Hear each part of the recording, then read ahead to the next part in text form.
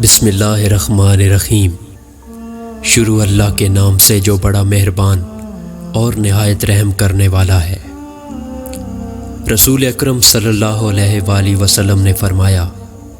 کہ جب قیامت قریب ہوگی تو قرآن مجید کو لوگ موسیقی کی طرز پہ تلاوت کریں گے،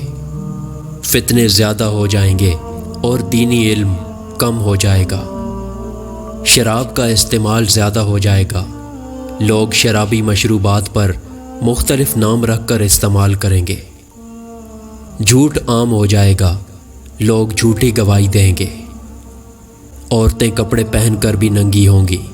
یعنی کپڑے اتنے پتلے ہوں گے جن سے ان کا جسم نظر آئے گا۔ عرب کی سرزمین پر فراخی آئے گی، مدینہ منورہ کی آبادی زیادہ ہو جائے گی، دین پر عمل کرنا ایسا ہوگا جیسے آگ کا شعلہ ہاتھ میں پکڑا ہو، ریاکار عابد پیدا ہو جائیں گے، لوگ عبادت ریاکاری اور شہرت کے لیے کریں گے، مسلمان مالدار ہوں گے مگر دیندار نہیں ہوں گے، مرد کم